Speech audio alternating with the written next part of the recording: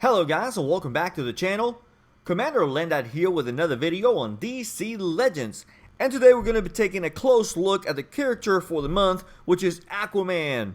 And let's go ahead and get the basics out of the way.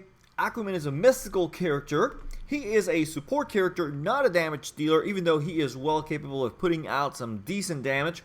He has an excellent leader ability. Let's take a short look at his bio. Raised on land, Arthur Curry discovered his true identity as the lost King of Atlantis, an aquatic civilization that rules the seven seas.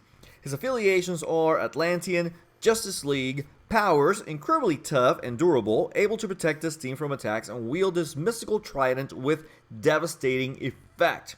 Let's go ahead and take a short look at his statistics, and as we can see, his highest one is stamina. He definitely has a very healthy pool of hit points. He is quite tanky. Right now is 925 plus 240 points bonus from his gear, which puts him at 9,246 hit points plus 1,500 from his gear. His second highest ability is his intelligence, which is not surprising. It makes a lot of sense because he has special damage, and we're going to see that as we get into his kit.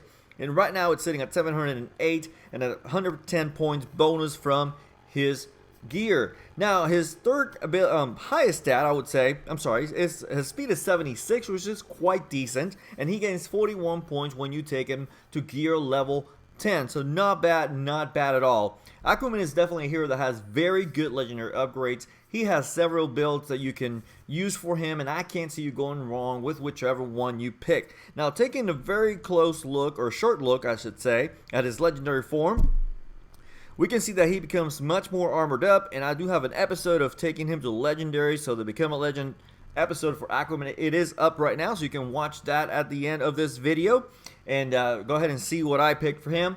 So let's go ahead and get into his abilities, guys.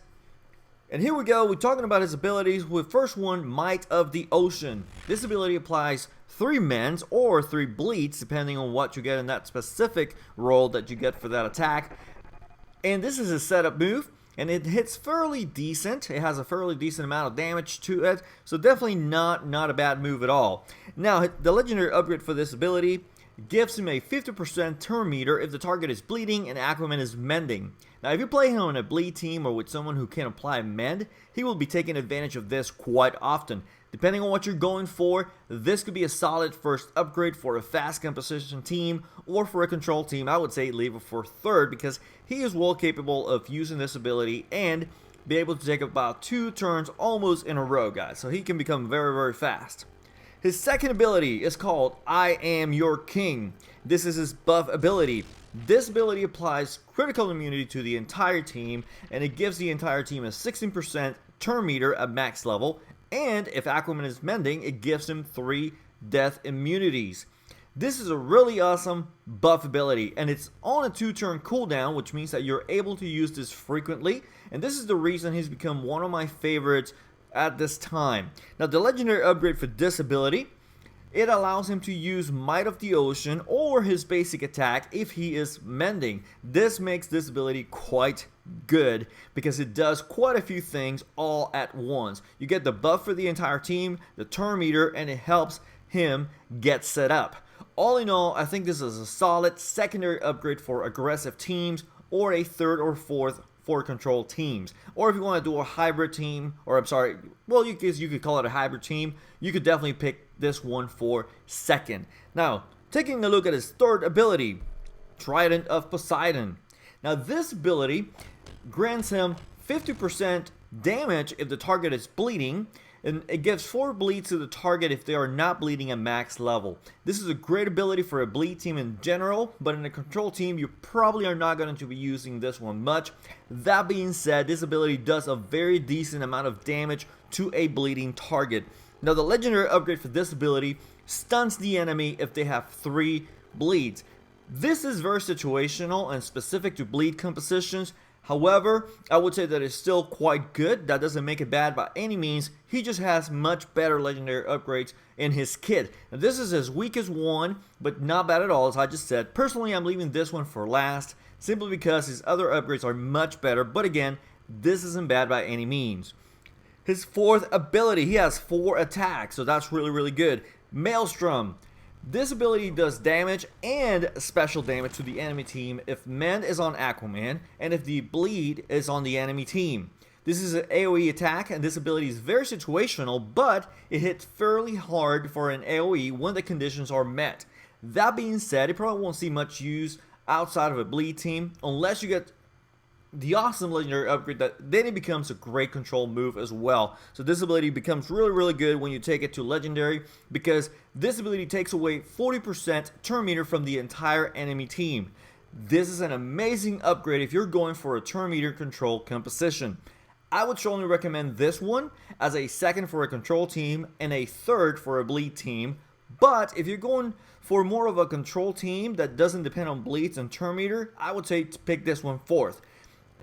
Again, it depends on what you're building, but you can definitely pick it in any turn you want, because this is a really good ability, because why wouldn't you want to slow down the enemy team? Now looking at his leadership ability, King of Atlantis. This ability applies critical immunity at the start of combat, and the team gains 21% resistance. This is an amazing leader skill, guys. Starting out with critical immunity really slows down teams that rely on criticals to get going. And the resistance to damage is also a big plus. All in all, a great skill to have. Now the legendary ability, as you can see, I've already chosen this one, allows him to keep the critical immunity on the team for another turn. This allows you to use his other skills first without having to reapply critical immunity until the third turn. This is a great upgrade overall. Definitely pick this one first if you're using him as a leader. If you don't plan to use him as a leader, then pick it as a second ability upgrade, because again, you're not going to be taking advantage of it, or I would even say just relegate it if you don't ever plan on using him as a leader, which I don't see why you would. Definitely relegate it to fourth or last place. Let's talk about some of his pros, because he definitely has quite a few of those. And his pros, he has a great leader passive, as I just said. He goes well with almost any team. He fits almost any team, guys, because he doesn't necessarily depend on the bleed or the mends all the time, and he can still shine without those, and he applies them himself. He also has some awesome legendary upgrades, which allow for quite a few builds as you take him into higher levels. Now, some of the cons for this character, obviously, he's hidden behind a paywall, which it means he's not accessible to everyone. He can become highly dependent on ments, though this is easily remedied through his own kit, or you can play someone who applies ment or bleeds. And he has average speed, which makes him vulnerable to faster physical characters. But still, he has a very healthy hit point pool, so that means that he is going to survive a lot of the attacks from physical characters. Now, let's talk about some synergies that he has. He definitely has synergy with his wife, Mera. She applies mends passively and also with her second ability. Plus, she passively gives agility up to characters that heal from mend. So that means that he's going to become tankier as he go along, and he's going to be able to withstand the attacks of those pesky physical characters. Another one is Siren, of course. She applies bleed to the entire enemy team, which allows Aquaman to take advantage of his special damage. Plus, he applies bleeds, which helps Siren's damage ramp up. So very good team synergy between those two. Star Sapphire, of course, she passively applies mends to help Aquaman speed up his abilities, plus she applies strength down to allow him to survive the onslaught of physical characters. Medfill is another great synergy with Aquaman. Using Medfill as a leader will allow Aquaman to get shields and survive longer, and he also benefits from Medfill's ability to apply mends. Another one, Chemo. Now before you roll your eyes, hear me out.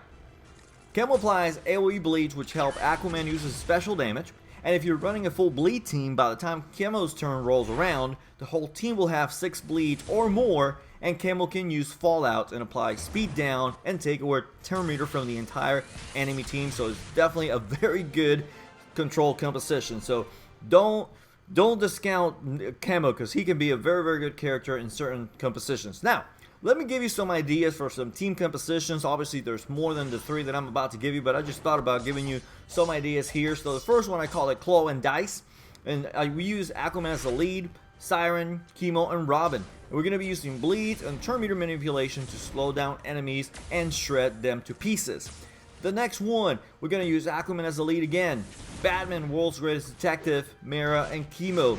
You're going to use heavy control and agility ups to keep your enemies at bay while you mow them down. Then the last one, you're going to use Supergirl as your leader, Aquaman, Mera again, and you're going to use Robin.